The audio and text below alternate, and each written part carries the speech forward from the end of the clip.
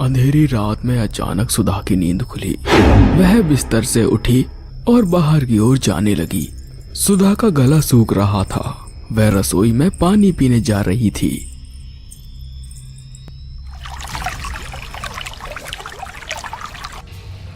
वह पानी पी रही थी कि तभी वहां एक सिक्का गिरा। सिक्के की गिरने की खनक सुधा के कानों में गूंजी। अरे ये सिक्का कहाँ से आया है? ये तो बड़ा ही चमक रहा है, जरा देखूं तो इसे। सुधा सिक्के के पास गई और उसने सिक्के को उठाया और देखा वह सोने का सिक्का था। अरे ये तो सोने का सिक्का है। इसकी चमक तो मेरी आंखों में चुभ रही है, पर ये आया कहाँ से? तभी एक और सिक्के की आवाज आई। सुधा पास गई और उसे उठाया। ऐसे ही सिक्के मिलते रहे। वह सिक्कों का पीछा करते करते आंगन में चली गई। अरे आखिर ये सोने के सिक्के आ कहाँ से रहे हैं? मुझे इनका पीछा करना होगा। सुधा आंगन तक पहुंची तो उसकी आंखें खुली की खुली रह गई।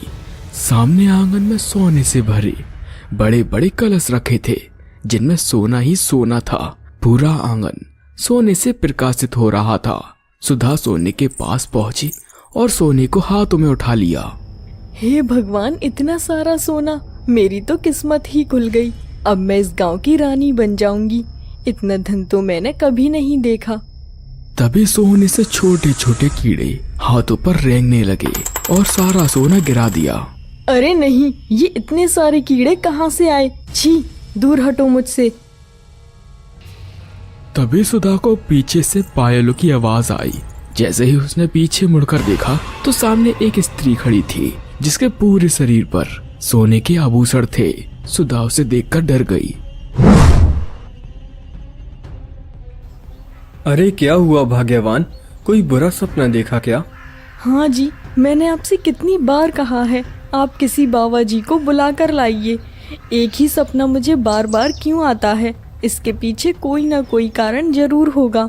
ठीक है भाग्यवान, मैं कल किसी बाबा जी को बुलाकर लाऊंगा। अभी सो जाओ।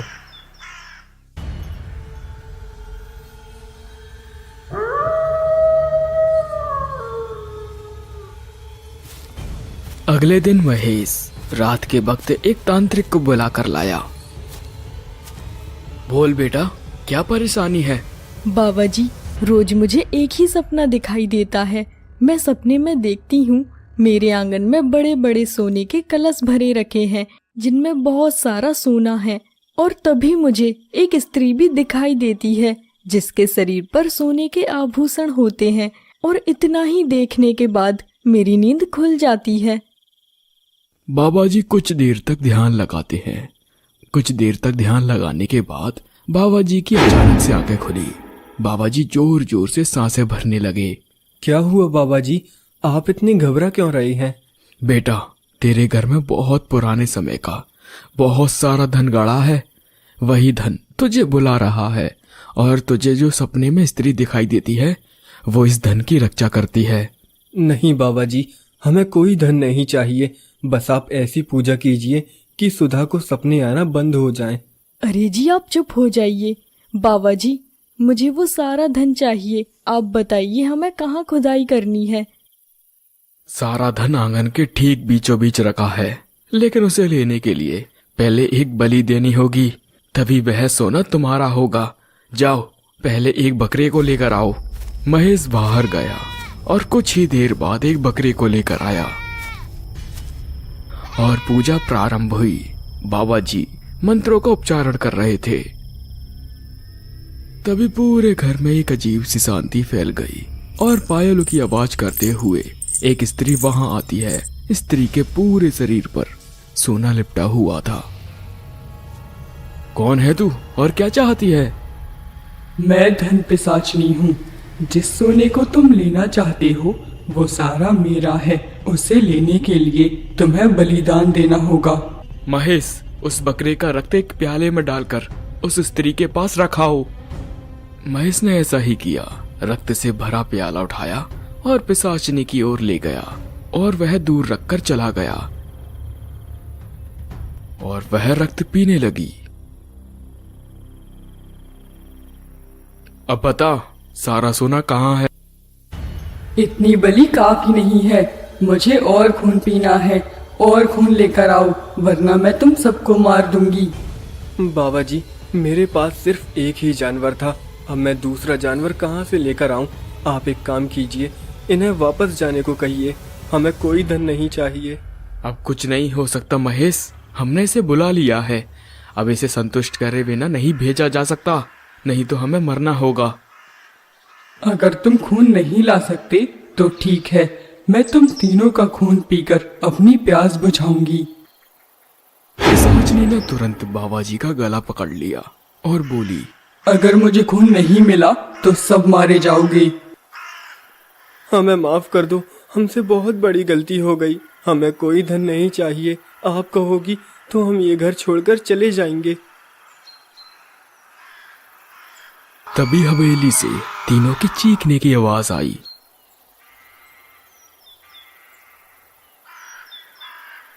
उस हादसे के बाद हवेली को हमेशा के लिए बंद कर दिया गया। सभी गांव वाले डरे हुए थे। और फिर 20 साल बाद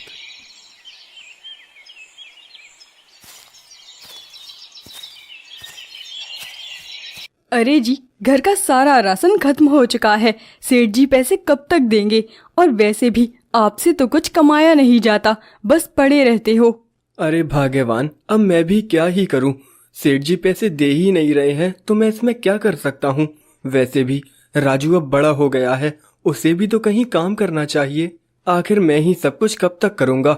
ये भी काम करेगा तो मुझे भी आराम मिलेगा। अरे पिताजी, आपसे तो कुछ कमाया नहीं जाता, बस आप तो मुझे ही ताने देते रहते हैं। माँ, मैं तो जा रहा हूँ, पिताजी के और ताने सुने नहीं जाते मुझसे। इतना कहकर राजू बाहर चला जाता है।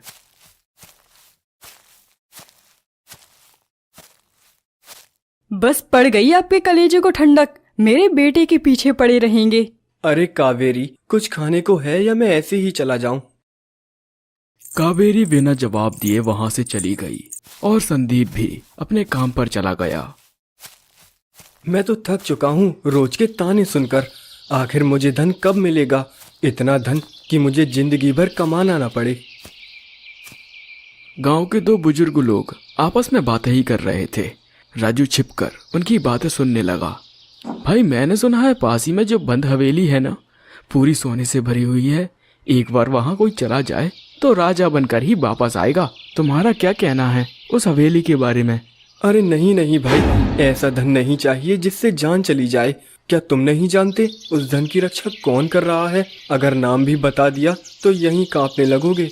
वो डरावने किस्से आज भी 20 साल पहले की घटना याद दिला देते हैं। क्या सच वो हवेली सच में सोने से भरी है? मुझे तो ये बात आज तक किसी ने नहीं बताई। अगर मैं एक रात वहां चला गया तो माला माल हो जाऊंगा। लेकिन वहां की रक्षा कर कौन रहा है जिनके नाम से ये दोनों इतना डर रहे हैं? राजू जल्दी जल्दी अपने घर पहुंचा। अरे बेटा, तू आ गया? तू अपने पिताजी की बातों से नाराज है क्या? अरे पिताजी को जाने दो, आप तो मेरी सुनो। मुझे एक ऐसी तरकीब आई है जिससे हम रात ही रात में माला माल हो जाएंगे। सच में? ऐसा क्या हाथ लगा है तेरे जो हम रात ही रात में अमीर हो जाएंगे? मुझे ठीक से बता, कहीं तो किसी के घर चोरी तो नहीं करने वाला? अरे नहीं नहीं माँ, मैं चोरी नहीं करूँगा। बस आज रात जो मैंने सोचा है, अगर वो सच हो गया तो हमें राजा बनने से कोई नहीं रोक सकता। आधी रात को मसाल लेकर राजू चल पड़ा।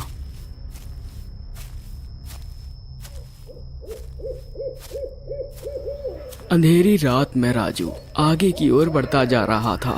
रात और भी ज्यादा गहरी होती जा रही थी। आज तो मजा ही आ जाएगा, लेकिन मुझे तो इस बात का डर है कहीं उस सोने की रक्षा कोई डरावना जानवर न कर रहा हो। लेकिन गांव वाले एक जानवर से इतना थोड़ी डरेंगे, जरूर वहां कोई और होगा। राजू हवेली के पास पहुंचा।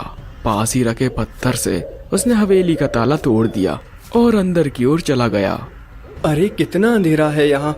इतनी बड़ी हवेली में मैं सोना कहाँ ढूंढूं? यहाँ तो काफी सारे कमरे होंगे। लेकिन तभी वह खंडर हवेली प्रकाशित हो गई।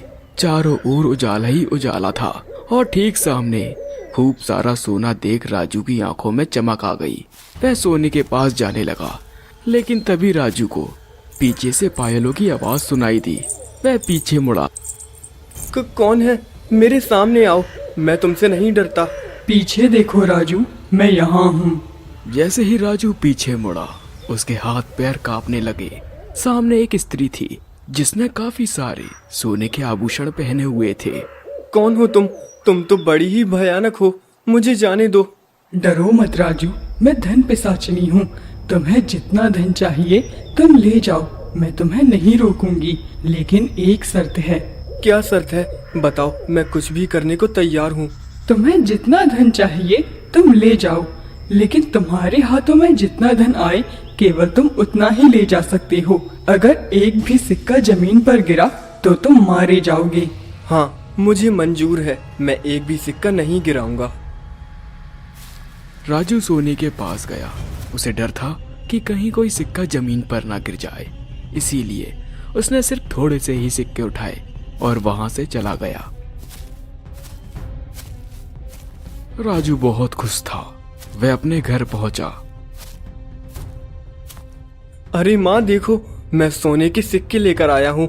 मैंने कहा था ना, हम जल्दी ही धनवान बन जाएंगे। अरे राजू, ये धन तू कहाँ से लेकर आया?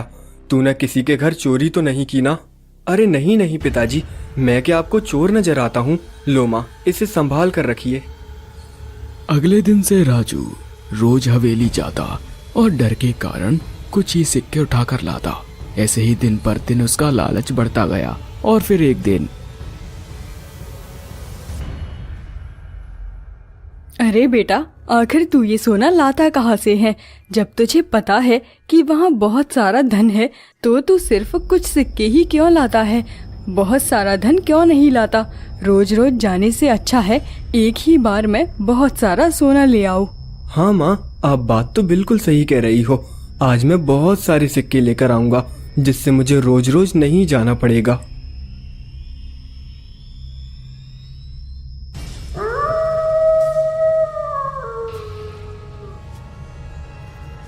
रात के वक्त राजू फिर वही हवेली की ओर निकल गया। आज तो इतना सारा सोना लेकर आऊंगा जिससे मुझे रोज ना जाना पड़े। राजू हवेली के अंदर पहुंचा और उसे फिर वही स्त्री दिखाई दी। तुम्हें शर्त याद तो है ना राजू? हाँ, मुझे शर्त याद है, बार बार याद दिलाने की जरूरत नहीं। राजू सोने के सिक्के के पास गया और लालच के कारण उसने काफी सारा सोना अपने हाथों में उठा लिया। उसे डर था कि कहीं कोई सिक्का गिर न जाए, लेकिन तभी राजू जा ही रहा था, उसके हाथों से एक सिक्का गिर गया। अरे नहीं, ये क्या हो गया? अब तो मैं मारा जाऊंगा। तभी वह आलीशान हवेली एक खंडर में बदल गई। पीछे से पायलों की आवाज आने लगी। राजू डर गया और अपनी जान बचाकर वहां से भागने लगा। तुमने मेरी बात ना मानकर बहुत बड़ी गलती की है। इसका प्रायश्चित तुम्हें अपनी जान देकर करना होगा।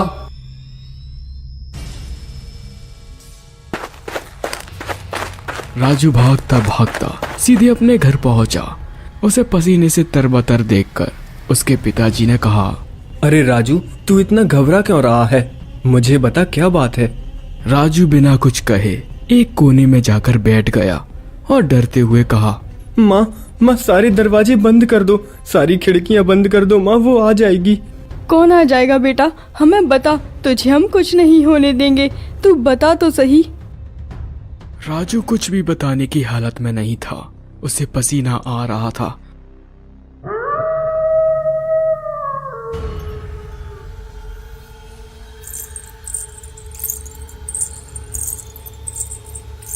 आधी रात को सब सो गए, लेकिन राजू को डर के कारण नींद ही नहीं आई।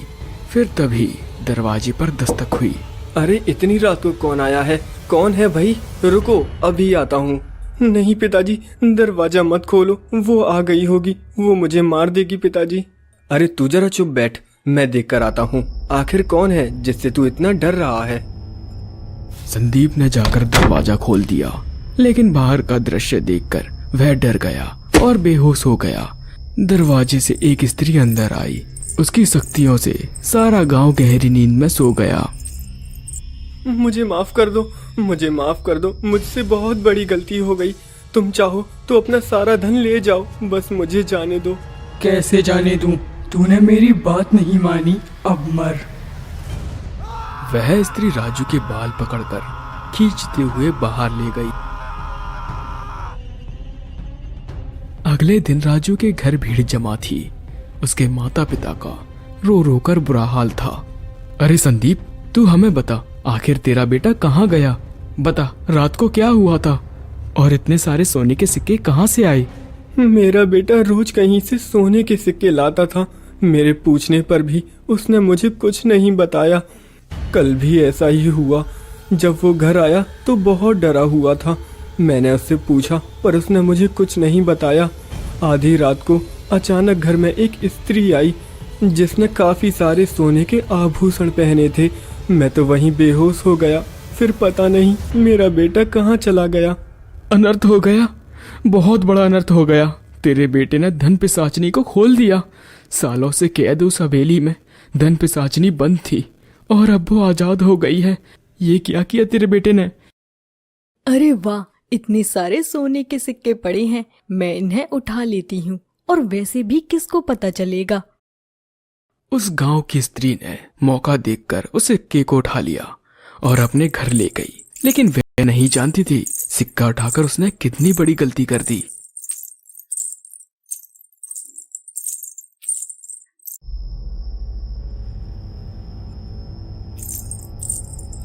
रात के वक्त अचानक उर्मिला के दरवाजे पर दस्तक हुई।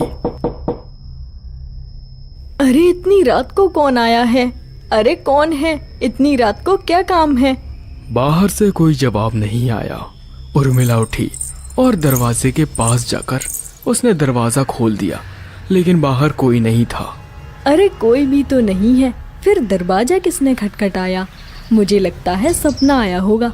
चलो सो जाती हूँ। तभी उर्मिला की नजर नीचे पड़े सोने के सिक्के पर पड़ी। सिक्कों से एक बड़ी रेखा जंगल की ओर जा रही थी। अरे हे भगवान, इतने सारे सिक्के आ कहाँ से रहे हैं?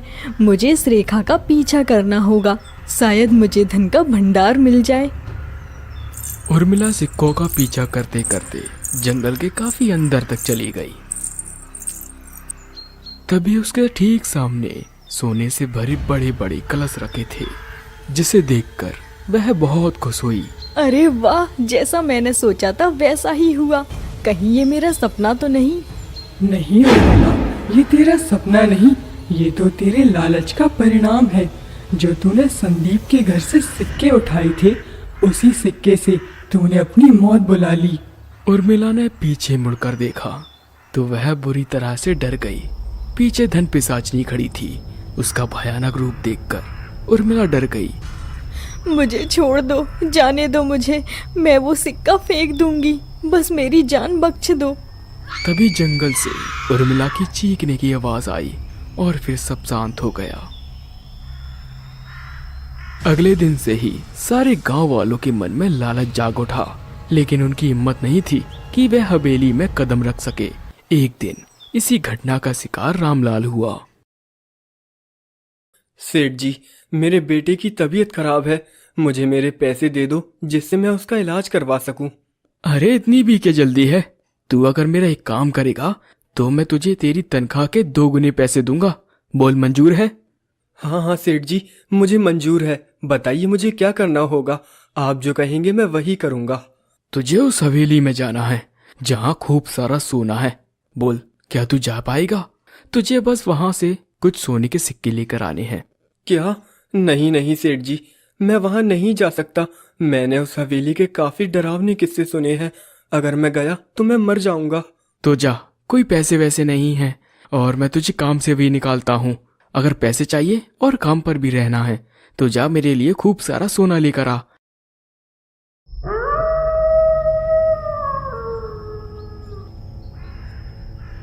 रामलाल के पास दूसरा कोई रास्ता नहीं था। वह आधी रात को हवेली की ओर चल दिया। हे भगवान, मेरी जान बचा लेना। अगर मुझे कुछ हो गया तो मेरे बच्चे और पत्नी का ख्याल कौन रखेगा? रामलाल यही सब सोचते हुए हवेली के अंदर पहुंचा। देखते ही देखते वह खंडर हवेली एक आलीशान हवेली में बदल गई और पीछे से आवाज आई। रामलाल, क्या तुझे धन चाहिए? ले जा, लेकिन एक बात याद रखना, एक भी सिक्का जमीन पर नहीं गिरना चाहिए, वरना मजबूरन ही मुझे तुझे मारना पड़ेगा। मैं ये सोना अपने लिए लेने नहीं आया। मैंने तो सोने के बारे में सोचा भी नहीं। मुझे तो सेठ जी ने मजबूरन यहाँ भेजा है। अगर मैं सोना लेकर नहीं गया तो वो मुझे काम से निकाल देंगे। ठीक है, तो मैं जैसा कहती हूँ वैसा कर। ये सोने के सिक्के ले जा और सारे सेठ को दे देना। और हाँ, एक भी सिक्का तेरे पास नहीं होना चाहिए। रामलाल ने ठीक ऐसा ही किया। उसने कुछ सोने के सिक्के उठाए और सीधा सेठ के घर चला गया। ये लीजिए सेठ जी, मैं आपके कहने पर सोना ले आया। अब मुझे मेरे पैसे दे दीजिए। अरे हाँ, अभी देता हूँ। जा, मैंने बाहर तेरी तनख्वाह से 2 गुने ज्यादा पैसे रख दिए हैं, जाते वक्त लेते जाना। सेठ सोना पाकर बहुत खुश था। अरे वाह, अब मैं रोज सोना मंगवाया करूंगा, जिससे मैं बहुत धनवान बन जाऊंगा।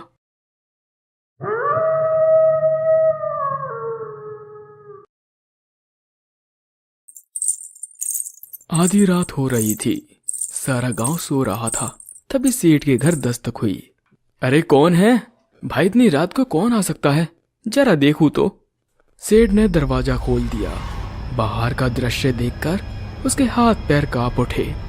कौन हो तुम और यहाँ क्या कर रही हो? जाओ मेरे घर से। अरे राजेश, तू डर क्यों रहा है? मैं तो बस उसे लेने आई हूँ जो मेरा है। क्या ले जाने आई हो और मेरा नाम कैसे जानती हो? मैं तो सब जानती हूँ, यहाँ तक कि तूने अपने चाचा का कत्ल करके उनकी सारी जमीन जायदाद हड़प ली थी। और इन सब में तेरा साथ तेरे पिता ने दिया था। क्यों, सच कहा ना मैंने? अगले ही पल पिशाचिनी ने सेठ का गला पकड़कर बाहर ले गई। अगले दिन सेठ की मौत से सब डरे हुए थे। उन्होंने एक महान तांत्रिक को बुलाया। वह तांत्रिक गांव पहुंचा। बाबा जी प्रणाम। अच्छा हुआ आप आ गए, वरना पता नहीं क्या होता। मैं जानता हूँ इस गांव पर एक पिशाचनी की काली छाया पड़ चुकी है। अब ये गांव खतरे में है। मुझे जानना होगा कि पिशाचनी का धन से क्या संबंध है और वो लोगों को क्यों मारती है। अगली कहानी में जानिए धन पिशाचनी का धन से क्या संबंध है और वो कहां से आई है, क्या है उसकी कहानी। आगे बने रहने के लिए हमारे चैनल को सब्सक्राइब करें और वीडियो को लाइक